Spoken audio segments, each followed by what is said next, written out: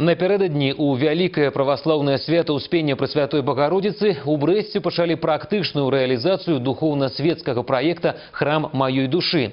У Свято-Воскресенскім саборы прайшлі малебен і урачыстае адкрыццё пачатку работ па рэканструкцыі купалаў храма. Расказвае Людмила Салдина.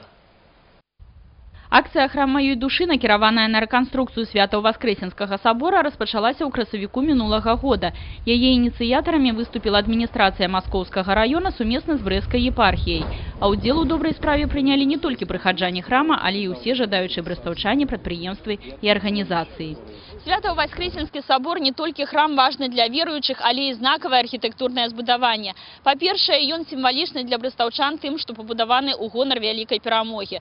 Па-другое, ён першы з гарадскіх храмаў сустракае гасцей, якія прыязджаюць у Брэст з боку Маскоўскай шашы. На сённяшні дзень на рэканструкцыю сабрана больш за $500 000 рублёў, што дазваляе прыступіць непасрэдна да работ. Купалы пакрыюць новатэхналагічным матэрыялам нітрыт-тытанам, які ўжо выкарыстоўваўся пры пакрыцці ў многіх царквах Расіі і Беларусі. Ён падоўжыць тэрмін эксплуатацыі будынка на 100 гадоў. Падчас урачыстага малебна настаяцель храма айцец Уладзімір асвяціў першыя лісты матэрыялу, на якіх, дарэчы, нанесены імёны мецэнатаў. Таксама асвяцілі і майстроў. Работы будуць весці брэсцкія і пінскія фірмы па рэстаўрацыі помнікаў архітэктуры. С благословения Божия освящаем тех тружеников молитвою и святой водой, чтобы Господь укрепил их духовные и телесные силы. Работа, конечно, не из простых. Это мое призвание. В свое время Бог дал мне родиться на воздвижении креста Господнего. И вот по милости Его на протяжении вот этих лет делаю купола и воздвигаю кресты во славу Божию. Ужо заўтра майстры прыступяць да работы, а ўсе брэстаўчане змогуць назіраць за тым, як дзень за днём пазалота пакрывае храмавыя купалы.